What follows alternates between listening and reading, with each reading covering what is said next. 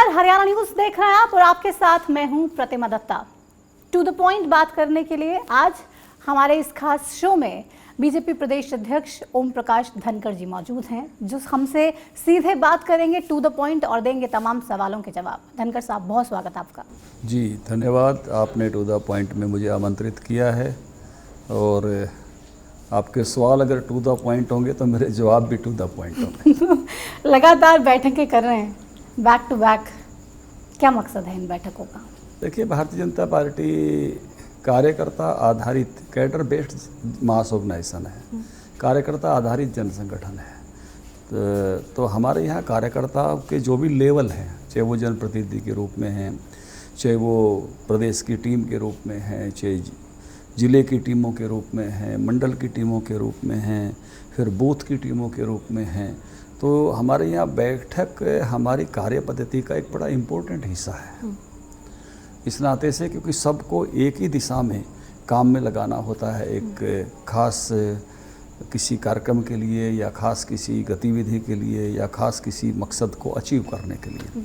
इसलिए भारतीय जनता पार्टी में बैठक एक सहज स्वाभाविक परंपरा है और जिनकी जो लगातार हमारे यहाँ होती रहती हैं अलग अलग लेवल की। जो बाहर से देखते हैं, मीडिया देखता है, उसको लगता है कि बहुत बैठकें हो रही हैं, लेकिन हमारी जस्ट नेचुरल है। अभी BL संतोष जी आए, उनसे तमाम नेता मिले, सबने अपना फीडबैक दिया क्या? और मतलब मीडिया में भी बहुत सी चर्चाएं हैं कि ये कहा गया कि गठबंधन से भारतीय जनता पार्टी के नेता कुछ खुश नहीं हैं। देखिए, BL संतोष जी आए तो हमारी 5 बैठकें उस दिन थी और अलग अलग लेवल की थी। सांसदों से अलग मिल रहे थे, विधायकों से अलग मिल रहे थे, पार्टी पदाधिकारियों से अलग मिल रहे थे, मंत्रिमंडल से अलग मिल रहे थे। और हमारी एक हर ज़िले में छोटी टोली होती है 5-7 लोगों की, उनका इकट्ठी एक बैठक 100, 125, 150 लोगों की एक सामूहिक बैठक भी थी। और सामान्यतः वो पहली बार उन्होंने प्रवास किया था इस नई टोली बनने के बाद, तो एक बार वो समझना चाह रहे थे कि हर लेवल का कार्यकर्ता कैसे काम करता है। काम के भी हमारे 2 प्रकार हैं हमारी बैठकों के। एक हमारी बैठकों के प्रकार होते हैं केवल टास्क के लिए बैठक होती है, जैसे कल हमारी बैठक है, नड्डा जी का टूर होने वाला है, उसके लिए बैठक है। लेकिन कई बार हमारे जैसे संतोष जी राष्ट्रीय अध्यक्ष, उसी लेवल के प्रभारी, वो जब बैठक लेते हैं तो केवल टास्क के रूप में बैठक नहीं लेते। वो ओवरऑल ऑर्गेनाइजेशन हमारा एक परिवार की तरह से है, सबको संभालते हैं, क्या डूज एंड डोंट्स हैं, कैसा आपका चल रहा है और बेहतरी कैसे हो सकती है, लेवल चेंज कैसे होता जाए ऑर्गेनाइजेशन का। तो किसी तरह के बदलाव के कोई संकेत? हम कैसे बेटरमेंट की तरफ जाएं, उस तरह की बैठक नहीं थी वो। ये ठीक है कि ऐसी कोई बैठक होती है तो हर किसी लेवल के कार्यकर्ता को अपनी बात कहने का मौका मिलता है और जिन जिन को जो ऑब्जर्वेशन वो सब कहते हैं, लेकिन ऐसी बैठकें कोई निर्णयात्मक नहीं होती हैं। निर्णयात्मक बैठकें अलग होती हैं। ये बैठकें कुल मिला के संगठन को समझना, संगठन को अच्छी गति देना, संगठन का अपलिफ्टमेंट, उसका और बेहतर वो काम कर सके, उस पर उसको ले जाना। तो कुछ नेताओं की अगर कोई शिकायतें हों या परेशानियां हों तो उन्होंने भी BL संतोष जी के सामने रखी होंगी। हमारे यहाँ मैकेनिज्म थोड़ा इसका अलग है। सामान्यतः जो बातें सबके सामने की कहने की होती हैं वो सब कहते हैं, और किसी को व्यक्तिगत रूप से कोई मान लो कठिनाई भी है संगठन में काम करते करते, वो सब 1 to 1 कहते हैं। तो हमारी ये पद्धति है, हम एक शब्द इस्तेमाल करते हैं, गुणों की चर्चा सर्वत्र, अवगुणों की चर्चा यथास्थान, यथा व्यक्ति, यथा समय। कोई चीज़ अगर मुझे कम भी लग रही है तो मैं उसको अकेले में बात करूंगा। तो हमारे यहाँ ये हमने अच्छी पद्धति अपनाई है, हमारी ऑर्गेनाइजेशन की अपनी एक कार्य पद्धति है। इस तरह की सामूहिक बैठकों में जर्नल चर्चाएं होती हैं। अगर किसी को कोई काम करते करते किसी को भी लग सकता है कि मुझे ये बात अच्छी नहीं लग रही है या इस बात को और अच्छा किया जा सकता है, तो पॉजिटिव वे में, तो मतलब हम प्रूव करने के चक्कर में नहीं रहते, इम्प्रूव करने के चक्कर में रहते हैं। तो इम्प्रूव करने के चक्कर में आपकी पार्टी रहती है। प्रधानमंत्री नरेंद्र मोदी सांसदों से मिले, सभी के सभी हरियाणा के, तो वहाँ पे भी कुछ इम्प्रूवमेंट के लिए या? हाँ, निश्चित रूप से मुझे जो सांसदों से पता चली, मैं उस बैठक में तो नहीं था, वो उनसे पूछ रहे थे व्यायाम करते हो कि नहीं करते हो, अपनी सेहत का ख्याल रखो, परिवार का ख्याल रखो, बच्चों के साथ बैठते हो कि नहीं बैठते हो, मिलते हो कि नहीं मिलते हो, फैमिली को समय देते हो कि नहीं देते हो। ऐसे बिल्कुल पारिवारिक वातावरण में जो बात होती हैं, ऐसी बातें सब वो कर रहे थे। उन्होंने मुझे बताया कि कोई पॉलिटिकल चर्चा नहीं? नहीं, उनकी बैठक की कोई पॉलिटिकल चर्चा नहीं थी। उनकी बैठक की चर्चा जैसे परिवार का कोई बड़ा अपने परिवार को सारे को संभालता है, इस नाते इस तरह से उनकी गपशप थी। और पीएम मोदी मिले उसके बाद आज आप लोग मिले तमाम सांसदों से, ये तो क्या समझा जाए? मतलब आपने भी उसके बाद हाल चाल पूछा कि परिवार के साथ बैठते हो या नहीं, या फिर क्या मकसद? नहीं, आज की बैठक बिल्कुल अलग थी, टास्क ओरिएंटेड थी एक तरह से आज की बैठक। जैसे संतोष जी आए तो उनकी बैठक का, जैसे मैंने कहा, अलग लेवल था। तो उसी दिन सब सांसदों ने कहा कि मुख्यमंत्री जी, हम तो बहुत सारे काम आपके लिए लेकर आए थे, तो वो तो हम यहाँ बता नहीं पाए। यहाँ तो सब संतोष जी के साथ ही हमारी गपशप होती रही, तो आप हमको कोई समय दीजिए। तो उसी दिन मुख्यमंत्री जी ने कहा कि हम 8 तारीख को 3 बजे कृष्णपाल जी के घर बैठेंगे। तो आज सामान्यतः सांसदों ने अपने अपने लोकसभा क्षेत्र के काम डिस्कस किए। उसके अलावा आने वाला नगर, ये जो पालिका का परिषद का चुनाव है, पंचायती राज के चुनाव हैं, नड्डा जी का टूर होने वाला है, तो ऐसे सब विषयों पर अभी हमारे एक सामाजिक न्याय पखवाड़ा चला हुआ है। ऐसे सब आज की टास्क वाली बैठक थी। सब अपने अपने क्षेत्र के काम की बात भी कर रहे थे, और जनरल जो प्रदेश का काम है, जो जैसे मैंने कहा आगामी कार्यक्रम है, बाबा साहब भीमराव अम्बेडकर जी की जयंती 14 तारीख को आ रही है अप्रैल को, उसी दिन नड्डा साहब भी आ रहे हैं। तो ऐसे अलग अलग विषयों को लोगों ने आज चर्चा की। ये टास्क ओरिएंटेड बैठक थी एक तरह से। इसमें भी कोई पॉलिटिकल कोई कंप्लेंट नहीं, कोई परेशानी नहीं? पॉलिटिकल कहें तो ये कह सकते हैं ना, अपने क्षेत्र का काम करना भी पॉलिटिकल काम है। पंचायती राज और स्थानीय निकाय के चुनाव की बात करना भी पॉलिटिकल काम है। तो आप इसको नॉन पॉलिटिकल भी नहीं कह सकते, ये पूरी पॉलिटिकल एजेंडा भी है। तो आपने चुनावों का जिक्र किया, आप कह रहे हैं कि चाहिए चुनावों की तैयारी में तो आपकी पार्टी लग गई, लेकिन कांग्रेस कह रही है कि चुनाव ही नहीं करवा रही भारतीय जनता पार्टी, तो डर के बैठी है इसलिए चुनाव नहीं चाहती। देखिए, चुनाव जो रुके हुए हैं वो पंचायती राज के चुनाव तो कोर्ट में रुके हुए हैं। महिलाओं के पक्ष में एक फैसला लिया सरकार ने कि 50% हम जो है रिप्रेजेंटेशन देंगे। बीसी के पक्ष में फैसला लिया, लेकिन एक नई पद्धति से लिया। हमारे यहाँ पुरानी पद्धति रिजर्वेशन की है और सरकार ने तय कर दिया रिप्रेजेंटेशन। अब रिप्रेजेंटेशन का अंतर क्या है कि रिजर्वेशन मान लो महिलाओं का 33% है तो वो 50% पे भी लड़ सकती हैं। अगर 50% पे रिजर्वेशन देंगे और वो 60% पे लड़ेंगी तो कल को पुरुषों को रिजर्वेशन देना पड़ेगा। इसलिए सरकार ने दिया रिप्रेजेंटेशन कि आप 50% पे ही लड़ सकती हो, आप 51 पर नहीं लड़ सकती। तो इसलिए कोर्ट को थोड़ा उसमें ये हो रहा है कि भाई ये आप नई चीज़ ले आए, तो इसलिए अभी वो एक तरह से कोर्ट से थ्रू नहीं हो रही है। तो सरकार लगी है अपनी बात समझाने में, कहने में कि भाई एक अच्छी व्यवस्था है, नई व्यवस्था जरूर है। बाकी मुझे लगता है कि नगर निकाय के चुनाव में कोई दिक्कत नहीं है, कभी भी घोषित हो सकते हैं, कोई स्टे भी नहीं है। कुछ जानकारियाँ मांगी हैं कोर्ट ने, वो मेरे ख्याल से दे देंगे। तो इन चुनावों से कोई डर तो नहीं है भारतीय जनता पार्टी? नहीं, भारतीय जनता पार्टी बड़ी मस्ती के साथ, भैया जो काम ही रोज क्या करते हैं हम, कितने दिन चुनाव लड़ते हैं हम। अभी हम यूपी लड़ रहे थे, अभी यूपी लड़ रहे थे, अभी उत्तराखंड लड़ रहे थे, अब मणिपुर लड़ रहे थे, गोवा लड़ रहे थे। आजकल तो प्रधानमंत्री जी भी जैसे कहते हैं कि हर समय हम किसी न किसी चुनाव में ही होते हैं। थोड़े दिन पहले इलाहाबाद लड़ रहे थे, बड़ौदा लड़ रहे थे, उससे पहले ये नगर निकाय लड़ रहे थे। तो अब चुनाव तो रोजाना का ही है, ये इसको हम लोकतंत्र के एक पर्व के रूप में, एक त्योहार के रूप में लेते हैं, मस्ती के साथ चुनाव लड़ते हैं हम। तो आपको लगता है कि पूरी तैयारी के साथ कि 2.5 साल अभी सरकार, गठबंधन सरकार को हुए हैं, लोगों के बीच में जब चुनाव में जाएंगे तो हरियाणा के लोग खुश हैं, मतलब साथ में आएंगे गठबंधन सरकार? निश्चित रूप से हरियाणा के लोग खुश हैं। इतना अच्छा केंद्र सरकार काम कर रही है, राज्य सरकार काम कर रही है, परोपकार है, गरीबों के हित में काम कर रही है। जो अंतिम तबका है समाज का, उसको उठाने के लिए उसकी आमदनी बढ़ाने का काम कर रही है।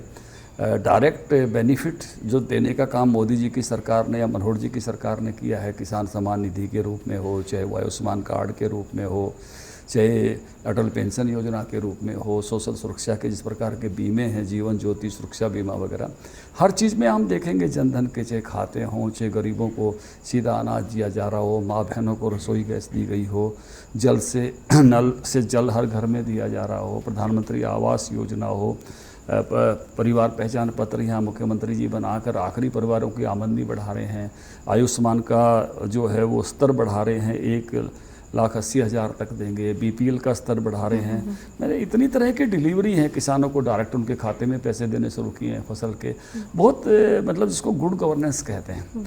और इसको मैं और भी आपको ये कहूँगा कि एक समय था जब राजीव गांधी ने कहा था कि मैं 1 रुपया भेजता हूँ तो 15 पैसे पहुँचते हैं। आज प्रधानमंत्री जी 2,000 रुपये भेजते हैं तो 2 ही पहुँचते हैं।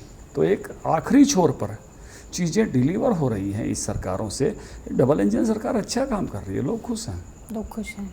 तो अब चुनावों में क्या गठबंधन के साथ ही लड़ेंगे? अभी इस बारे में नगर पालिका नगर निकाय में कोई हमारा फैसला नहीं हुआ है, आपस में हम बैठे नहीं हैं। जो भी चीज़ें आगे आएंगी, चुनाव अनाउंस होगा तब आगे बढ़ेंगे।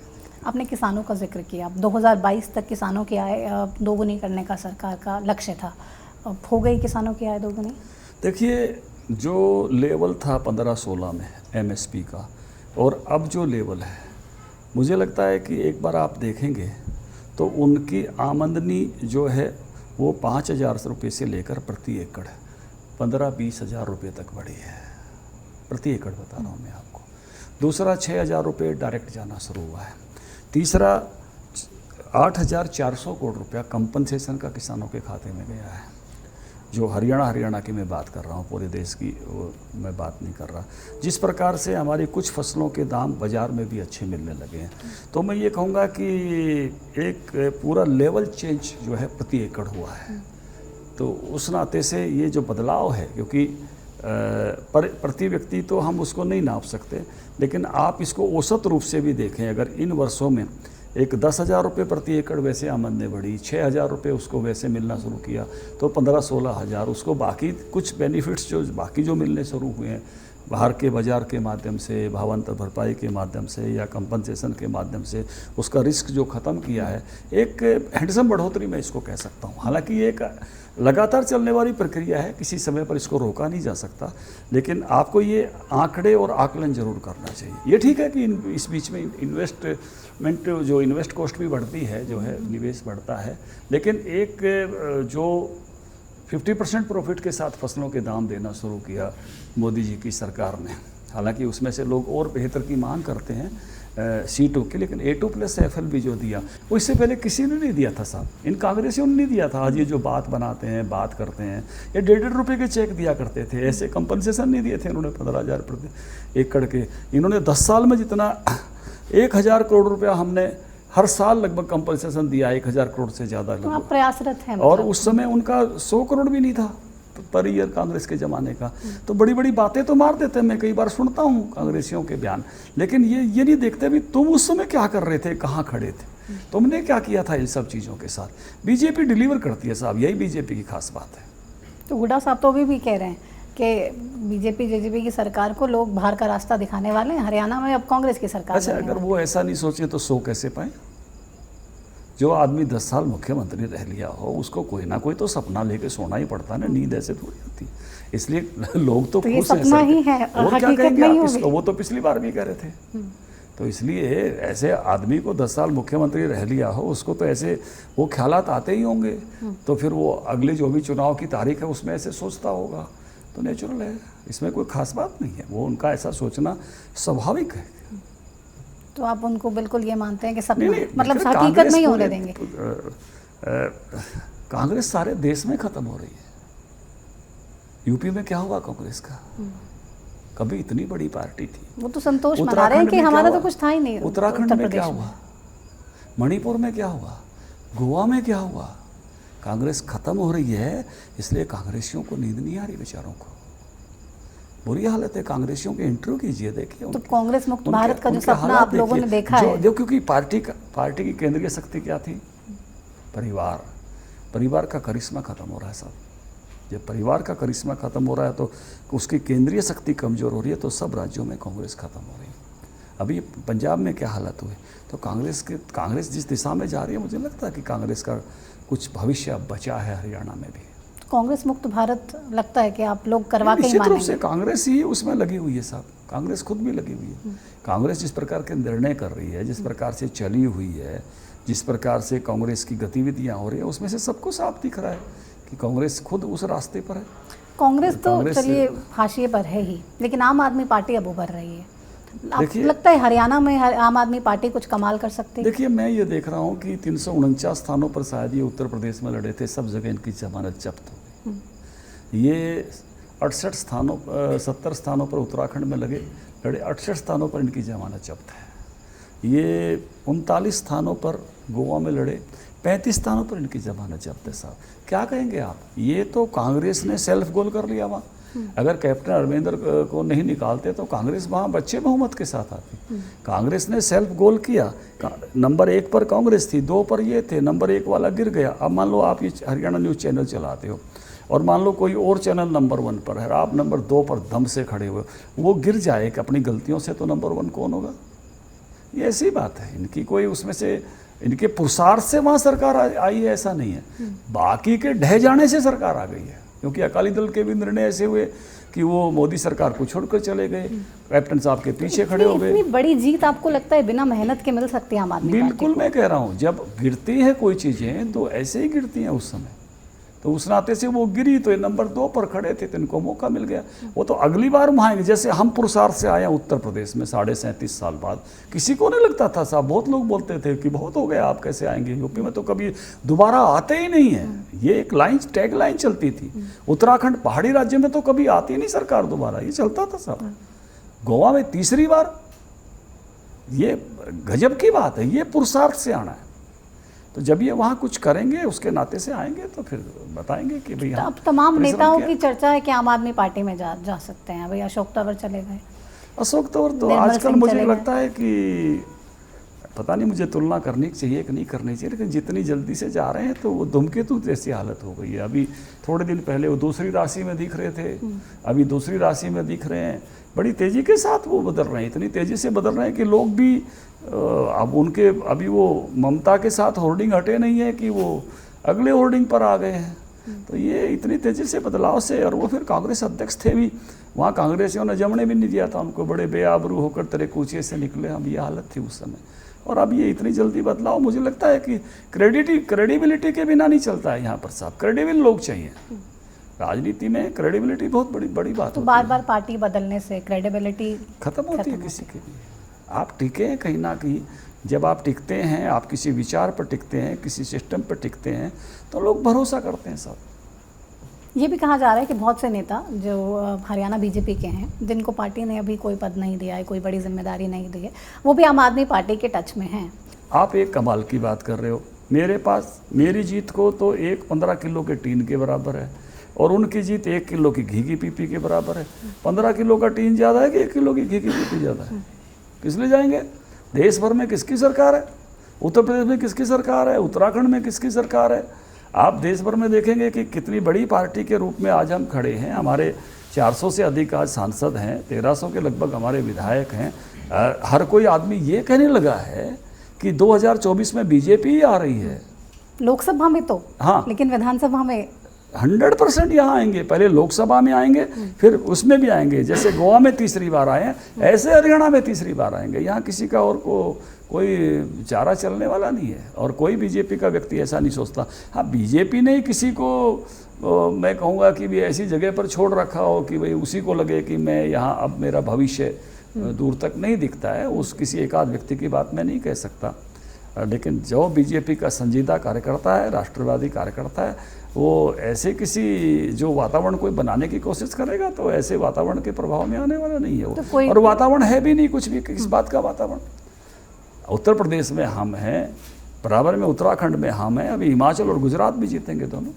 तो दिल्ली में भी तो आम आदमी पार्टी है, पंजाब में भी है, बीच पिछली में बार भी हरियाणा तो थे ना, तब भी तो यहाँ गैया वैया लेके घूमते थे। हमारे घर पर भी एक गैया लेके आए थे, हमने भी उसको ग्रास व्रास खिलाया। तब कहाँ थे? यही ना थे। हुआ कुछ करिश्मा, आई कुछ वोटें। और इतनी बड़ी जमानत जब्त का मैंने आंकड़ा बताया, ये जमानत जब्त के आंकड़े दिखाइए ना, बताइए। 349 का फिगर दिखाइए जरा बड़े करके दिखाइए जरा। 68 जगह जमानत जब्त, 35 जगह जमानत जब्त। जमानत जब्त की फिगर तो दिखेगी, जमानत ही नहीं, उसको नहीं दिखा रहे। वो जो थोड़ी कहीं कांग्रेस के गिरने से विजय मिल गई है, उसी को लेकर डोल पीटते घूम रहे हैं। इनकी जमानत जब्त के कितने बड़े बड़े आंकड़े हैं, रिकॉर्ड बनाए इन्होंने जमानत जब्त में, वो दिखाइए। इसी चुनाव में हिस्टोरिकल रिकॉर्ड है इनके। तो एक और आंकड़ा भी आजकल जो लोगों को बहुत परेशान कर रहा है, महंगाई लगातार बढ़ती जा रही है। अब इसे कितनी बड़ी परेशानी समझते हैं आम आदमी के लिए? देखिए, जिस बाकी साहब आप थोक सूचकांक देखेंगे तो कोई ऐसी महंगाई मैं नहीं कह सकता कि जिसमें हर चीज़ में महंगाई बढ़ गई हो। हाँ, भारत में एक विषय जरूर चलता है पेट्रोल डीजल के दामों के बारे में। भिन्न भिन्न राज्यों ने उसमें कम करने के प्रयास भी किए थे, लेकिन एक प्रकार से हमारे वहाँ वो इन्वेस्टमेंट भी है बहुत सारी चीज़ों के लिए। उस नाते से जो पूंजी उसमें आती है, हमारी सड़कें अच्छी बन रही हैं, हमारे बाकी चीज़ें जो योजनाएं हैं, चाहे वो किसान सम्मान निधि है, गरीब कल्याण की बाकी योजनाएं हैं, उस सब योजनाओं को राशि भी मिलती है, हमारे बजट अच्छे हो रहे हैं, उसमें से आगे बढ़ रहे हैं, तो लोग इस बात को समझते हैं और उस नाते से मैं कहूँगा कि देश बहुत तेज़ी से आगे दौड़ रहा है। कुछ लोगों के लिए हो सकता है कि मैं नहीं कहता कि इसमें किसी को परेशानी नहीं होती, कुछ लोगों के लिए, लेकिन उसमें भी कैसे बेटरमेंट हो सरकारें इसके लिए सोचती हैं, हमेशा सरकार के ध्यान में रहता है, काम करती है। लेकिन राहुल गांधी कह रहे हैं कि अगर यही हालात चलते रहे तो बहुत जल्दी श्रीलंका जैसा हाल हो जाएगा भारत का। ऐसा है कि भारत में तो 80 करोड़ लोगों को फ्री अनाज दिया जा रहा है। भारत की इकोनॉमी तो बहुत मजबूत इकोनॉमी है। भारत तो 37.5 लाख करोड़ का बजट है। हमारी इकोनॉमी कैसे तेज़ी के साथ बढ़ रही है, दुनिया इस पर हैरानी कर रही है। हरियाणा में ही मैं देखता हूँ, जब मैं मंत्री बना था तो 1 लाख करोड़ के बजट से शुरू हुए थे, 1,77,000 करोड़ के बजट पर हम पहुँच गए हैं। बहुत तेज़ी से देश आगे बढ़ रहा है। उनके इन कुविचारों से देश पर कोई प्रभाव नहीं पड़ने वाला। मैं कहूँगा उनके ये कुविचार हैं, कुसंकल्प हैं। अड़ोस पड़ोस की बुराई देख कर, जैसे किसी आदमी को लगता है ना, कोई बीमारी के लक्षण बताने लगे तो उसको झट से लगता है ये मुझे ही तो नहीं है। राहुल गांधी का मुझे लगता है यही ख्याल है। कहीं भी कोई समस्या देखते हैं तो तुरंत लगता है कि ये, तो ऐसे उनको तन में मन शिव संकल्प वस्तु, मेरा मन अच्छे संकल्पों वाला हो। देश बहुत अच्छी स्थिति में अच्छे से चल रहा है, देश की इकोनॉमी अच्छी है, देश की इकोनॉमी अच्छी है, कोई टेंशन और कोई खतरा नहीं है। मजबूत इकोनॉमी वाला देश है भारत। और भारत ने हमेशा अपनी इकोनॉमी को जो है प्रूव किया है, ऐसे चैलेंजेस में प्रूव किया है साहब। कोरोना काल में हम निकल कर आ गए हैं, अब तो हम अच्छे समय में सारी आर्थिक गतिविधियां तेज़ी के साथ चल रही हैं। अभी सरकार ने एक फैसला किया, स्कूलों में एडमिशन्स का सीज़न है, तमाम पेरेंट्स भी परेशान थे और एक परेशानी तो आपने हल कर दी। चलिए, मजबूरी में जो किताबें स्कूल से ही लेनी पड़ती थी और जो दुकान अलॉट होती थी वहीं से ही लेनी पड़ती थी, उसको सॉल्यूशन आप लोगों ने कर दिया। एडमिशन फ़ी को लेके भी लेकिन पेरेंट्स बहुत ज़्यादा परेशान है, क्योंकि बहुत भारी भरकम एडमिशन फ़ीस आजकल स्कूलों में देनी पड़ती है। क्या इसको लेकर कोई आप लोगों का विचार है कि इसको कैसे कंट्रोल किया जाए, इस पर कुछ? देखिए, समय समय पर शिक्षा विभाग इस पर अपने लोगों की मांग के हिसाब से संज्ञान लेता है। मैं कहूँगा कि स्कूलों की भी बहुत क्लासेज हो गई हैं देश में अब, मतलब ट्रेन के डिब्बों से भी ज़्यादा क्लासेस स्कूल की हैं। बहुत हायर फीस है, बहुत हायर लेवल के स्कूल से लेकर बहुत फ्री एजुकेशन तक के सरकारी स्कूल देश में हैं। और हर लेवल की अपनी एक अपेक्षा रहती है कि और अच्छे लेवल पर माँ बाप की स्वाभाविक अपेक्षा भी है कि अपनी पेइंग कैपेसिटी से ज़्यादा जाकर भी अपने बच्चों को पढ़ाना चाहते हैं। लेकिन बात वही है इसमें भी कि जब आप बहुत अच्छी अकोमोडेशंस, बहुत अच्छी फैसिलिटीज़ लेना चाहते हो तो उसके खर्चे भी उसी लेवल के आते हैं। तो हम तो गांव के स्कूल में पढ़ते थे, वो जो कहते थे ना, तख्ती तुड़ा के आते थे, स्लेट फुड़ा के आते थे। तो लेकिन आज के स्कूल की तो एयर कंडीशन बसें हैं, एयर कंडीशन क्लासेज हैं और वो लेवल ही अलग है बिल्कुल। उस लेवल को तो हम अपने स्कूल से किसी भी तरह से उसको मैच नहीं कर सकते। तो इसलिए ये अलग अलग लेवल की समस्याएं हैं निश्चित रूप से, और जिस लेवल की जैसी पेइंग कैपेसिटी है उस लेवल के स्कूल में जा रहा है। फिर भी जब पेरेंट्स की बात आती है तो शिक्षा विभाग संज्ञान लेते हुए संतुलन बनाने का प्रयास करता है। तो इसमें संगठन कोई भूमिका निभाता है, क्योंकि तमाम लोग तो आपसे भी ये परेशानी। संगठन इसी बात के लिए है कि जो भी जनता में से कुछ मुद्दे आते हैं वो सरकार तक पहुँचना और सरकार उस पर काम करे, इसके लिए सरकार के सामने उन विषयों को रखना, आग्रह करना और उनको निपटवाते आगे बढ़ाना। संगठन, सरकार ने जो अच्छे काम किए वो नीचे तक पहुंचाना, नोट इवन पहुंचाना, प्रचार करना, लोगों की कैपेसिटी बिल्डिंग करना कि लोग उन चीज़ों का लाभ ले सकें। तो भी 2.5 साल हो गए, संगठन सरकार को कितने नंबर देता है? देखिए, मैं ये कहूँगा कि कोरोना के काल के बावजूद भी जो मैं जिन बातों से प्रभावित हूँ, मैं दोनों सरकारों की एक तरह से बात करूँगा। देखिए, जब कोई व्यक्ति जवान होता है ना, उस समय कुछ सपने लेता है। हम एक सपना लेते थे कि कहीं भी झगड़ा होता था, लड़ाई होती थी तो सबसे पहले कहते था, अमेरिका कहता था अभी रोकिए, मैं अपने सिटीजन्स को निकाल रहा हूँ। हम कभी भारत का हम नहीं देखते थे, हमको लगता था हमारा देश कब करेगा। अभी यूक्रेन से एक एक विद्यार्थी को हमने निकलते देखा, हमारा सीना गर्व से जुड़ा हो गया। इसी प्रकार से हम देखते थे कि इजराइल और अमेरिका पर कोई हमला करता था, आतंकवादी कुछ भी अटैक करता था, उसके देश में जाके मार के आते थे। आज हमको भी इस बात का गर्व है, हमारे यहाँ कोई छेड़छाड़ करके जाता है, उसके अंदर जाके ठोक के आते हैं। इतने कोरोना में अभी मैं इनके पास बैठा हुआ था, हेल्थ मिनिस्टर साहब के पास, मांडविया जी के पास। उन्होंने कहा कि धनखड़ जी, ओमिक्रॉन में भी उतने लोग मरे हैं दुनिया के बहुत मुल्कों में जितने पहले वाले वो डेल्टा जो था उसमें मरे थे। हम इसलिए बचे कि हमारे यहाँ वैक्सीनेशन बहुत बड़ा हो गया था। बहुत अंदर से बहुत ऐसी फील आई कि कितना बड़ा काम हमारे प्रधानमंत्री जी ने, हमारी सरकार ने किया है। इतने बड़े देश को वैक्सीनेटेड कर दिया, इतनी मात्रा में वैक्सीन बनना, लगना, दुनिया को देना, ऐसी अचीवमेंट्स पर गर्व होता है साहब। एक समय था जब मेरे पहली फ़ोटो ट्रिब्यून अखबार में छपी थी, जब मैं कॉलेज में पढ़ता था, 370 के विरोध में धरना देते हैं, और 370 मेरे सामने टूट रही है साहब। राम जन्मभूमि के लिए हम 90 में गए थे वहाँ रेल में, और रास्ते में गिरफ्तारियाँ हो रही थी। मुझे आज भी वो दृश्य याद है, राम लला हम आएंगे, मंदिर वहीं बनाएंगे, सौगंध राम की खाते हैं हम, मंदिर वहीं बनाएंगे। आज मंदिर बन रहा है। यानी आप इस 3 दशक में ही 30-32 साल में वैसा बदलाव होता हुआ देख रहे हैं। तो बहुत सारी चीज़ें ऐसी हैं। गरीब कल्याण की बातें हर सरकार कहती थी, इंदिरा गांधी भी कहती थी गरीबी हटाओ, लेकिन आखिरी व्यक्ति तक चीज़ पहुंचना, ये अभी हम देख रहे हैं। जो चीज़ उसके लिए आती है वो उस तक जाती है। और बेटरमेंट की बातें सरकारें सोच रही हैं कि और बेटर डिलीवरी कैसे हो। सोशल सिक्योरिटी पहले हम बाहर सुनते थे दुनिया के मुल्कों में, आज आयुष्मान कार्ड, आज अटल पेंशन योजना, आज ये जीवन ज्योति सुरक्षा, सरकारें पैसे दे रही हैं साहब। हरियाणा सरकार पैसा दे रही है क्या? ये सब आपकी हम करेंगे। जीवन समृद्धि के लिए सोशल सिक्योरिटी यहाँ बढ़ रही है। तो कितने बदलाव आज हो रहे हैं, जिसके कारण से लगता है कि जो बातें हम पहले दूसरे मुल्कों के देखते थे, सुनते थे, उस बेहतरी की तरफ आज हम बढ़ रहे हैं। केवल हम बढ़ रहे हैं इतना नहीं, दुनिया के बहुत सारे मुल्क हमारी तरफ देख रहे हैं कि हम इतने अच्छे रास्ते पर हैं कि वो कैसे फॉलो कर सकें, या हमारा स्थान ऐसा बना है कि हम निर्णायक भूमिका निभा सकते हैं। तो बहुत बेहतरी की तरफ है। आप अंतिम व्यक्ति पर खड़े व्यक्ति की आमदनी बढ़ाएंगे, सरकार इतने लोगों को चिन्हित करती है, उनको लोन कराती है, उनकी प्लानिंग कराती है, नॉट इवन लोन कराती है कि भैया आप भैंस ले लो, आप गैया ले लो, आप ब्यूटी पार्लर खोल लो बहन, आप जो है ये इलेक्ट्रिक वाली जो है ऑटो रिक्शा चला लो, आप टैक्सी ले लो, आपकी आमदनी बढ़ेगी। तो स्किल डेवलपमेंट की कोर्सेज से बहुत फायदा है। बड़ी बात है जी, छोटी बात नहीं है। इसको हम अपने सामने होता हुआ, मुख्यमंत्री जी कल मेरे साथ सभा में थे 6 अप्रैल को, वहाँ उनको वो लोन के कागज़ पकड़ा रहे थे, ये आपके लिए पूछ रहे थे, आपको कौन सी बात के लिए मिला है। और एक एक बहन या एक एक साधारण आदमी बता रहा था, बहन कह रही थी एक मुझे ब्यूटी पार्लर चलाना है जी इसलिए मिला है, मुझे भैंस खरीदनी है इसलिए मिला है, मुझे रिक्शा चलाना है इसलिए मिला है। ये यानी कोई मांगने आया ऐसा नहीं, देने गए हैं। मांगने आना अलग बात है, व्यक्ति अपने लिए प्रयास करता है वो अलग बात है। उसको उसके घर पर देने गए हैं कि आ भाई ले ले, ये बदलाव है।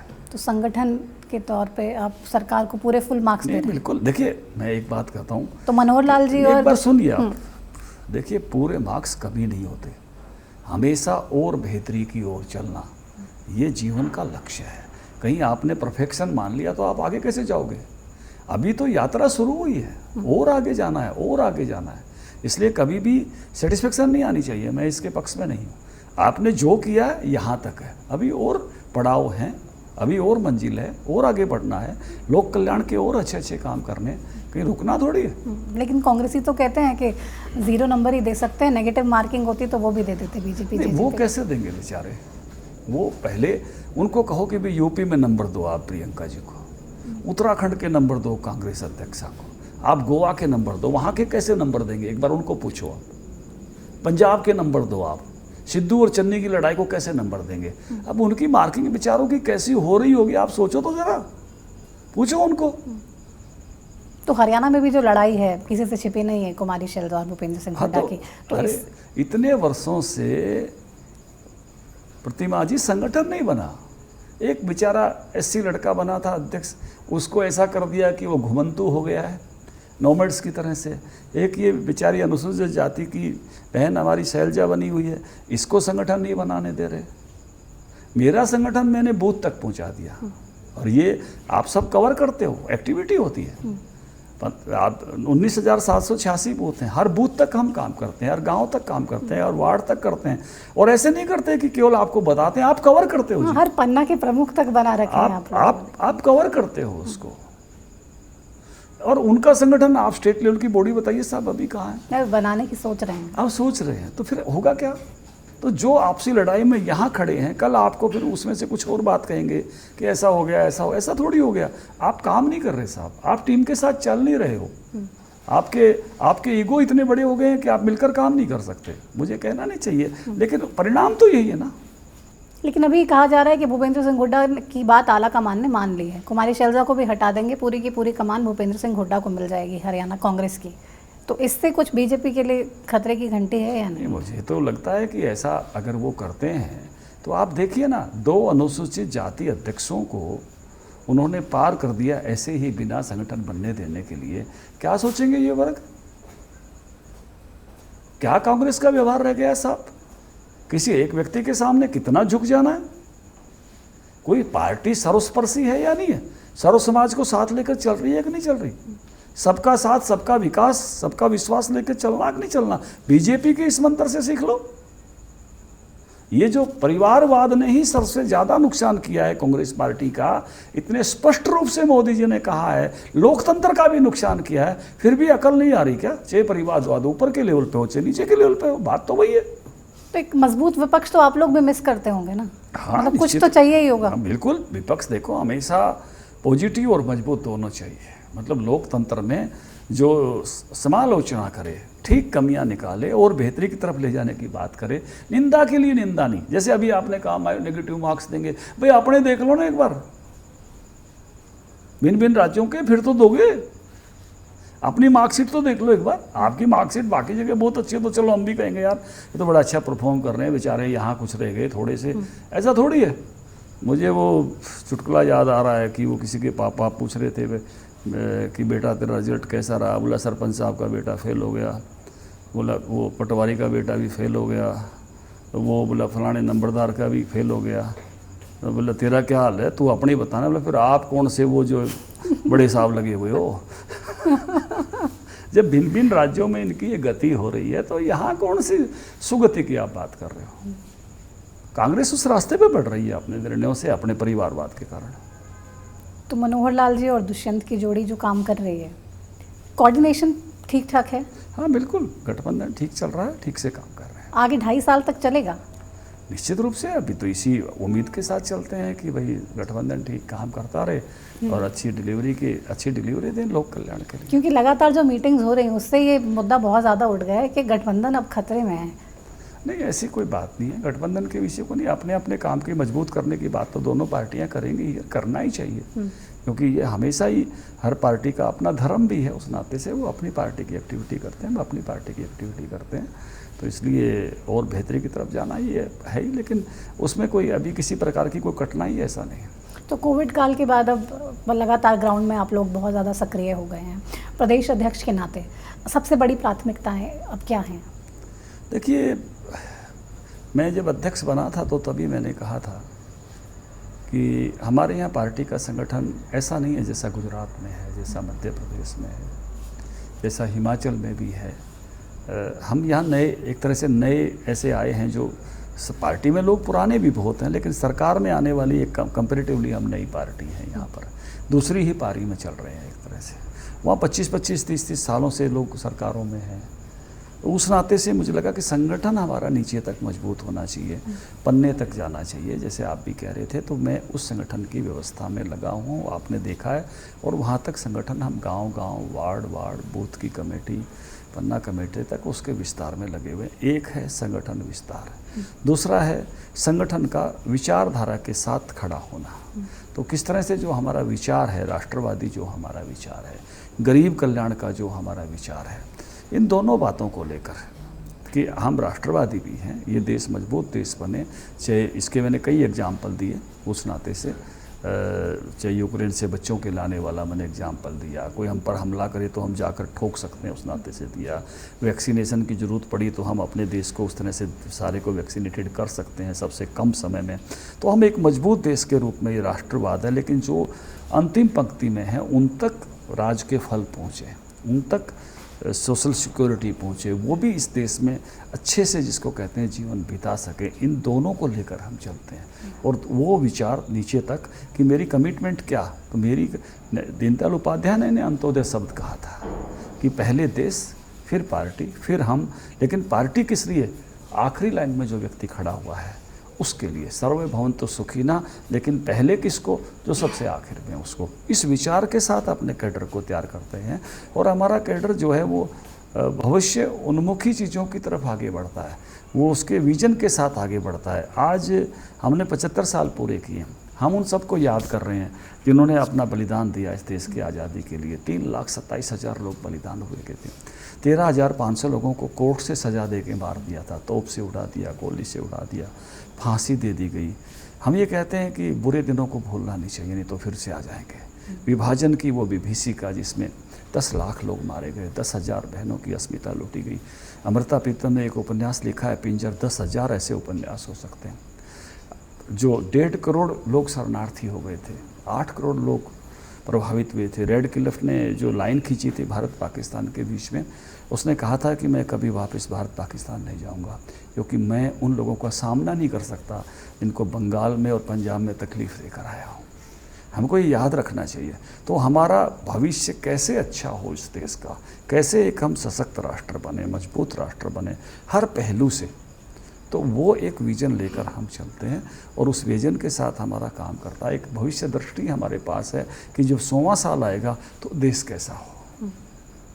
इसलिए इसको अमृत काल कहा है प्रधानमंत्री जी ने, 75 से लेकर 100 के बीच का। और कार्यकर्ताओं के लिए कहा है कि आपका कर्तव्य काल है कि हम ऐसा राष्ट्र खड़ा करें। तो तमाम कार्यकर्ता जाके लोगों तक ये संदेश पहुंचाने का निश्चित रूप से वो उनके लिए तो छोटी छोटी चीज़ लेकर जाते हैं, कैपेसिटी बिल्डिंग करते हैं। मान लो किसी का आयुष्मान का कार्ड बनना है, उसको बहुत चीज़ें मालूम नहीं है, तो उसका फार्म कैसे भरना है, CSC पर कैसे ले जाना है, कैसे डाटा अपलोड करना है, इसको कैपेसिटी बिल्डिंग कहते हैं। मतलब कोई ना कोई कैपेसिटी बिल्डिंग वाला हो तब काम होता है। मैं इसको अपने उदाहरण से समझाता भी हूँ कार्यकर्ताओं को। मनोहर लाल जी जब संगठन मंत्री थे तो उन्होंने एक मारुति कार ले ली पुरानी, 12 नंबर की नीली कार थी। मैं महामंत्री था तो मुझे लगा कि मुझे भी अब कार में जाना चाहिए। मैं हलवासिया में पढ़ाता था तो कार लेने के पैसे मेरे पास थे नहीं, तो मैंने, मेरे एक साथी थे बैंक में हरिपाल जी, उनके पास जाकर कहा कि भाई मुझे भी, अब वो दूसरे महामंत्री कार में जाते हैं, मैं बस में जाता हूँ, तो मुझे भी अब ये लगता है कि मुझे कार में जाना चाहिए। तो उन्होंने कहा आप लोन ले लो, बैंक लोन दे रहा है कार का, पंजाब नेशनल बैंक से लोन ले लो, वहाँ का फार्म ले आओ, भरो, लोन ले लो, आपकी तनख्वाह इतनी है ना, मिल जाएगा। तो मैं बैंक में गया तो बैंक वालों ने कहा 25,000 रुपये आप पहले जमा करो मार्जिन मनी, तब हम आपको 2 लाख का चेक देंगे। अब मेरे पास तो 25,000 भी नहीं थे, जो तनख्वाह मिलती थी वो ऐसे खर्च हो जाते थे सारे।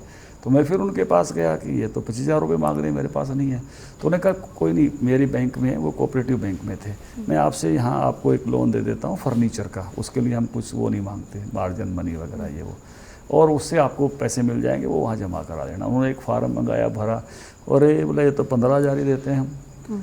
तो अब मैंने कहा आप क्या करें, बोला अपने एक टीचर साथी को और पकड़ लाओ।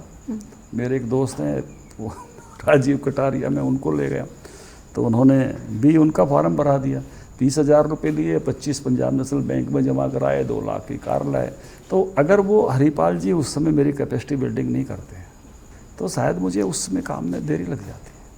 तो हर गरीब आदमी को केवल योजना से लाभ नहीं मिलता है साहब, नहर उसके दरवाजे तक पहुंचा दी है तो पाइप बनवानी पड़ेगी, या कोई उसको बर्तन देना पड़ेगा वो पानी ले जाए, इसको कैपेसिटी बिल्डिंग कहते हैं। हमारा कार्यकर्ता अब सामान्य लोगों को सरकार की योजनाओं का लाभ मिले उसकी केवल जानकारी नहीं देता साहब, कैपेसिटी बिल्डिंग का काम कर रहा है।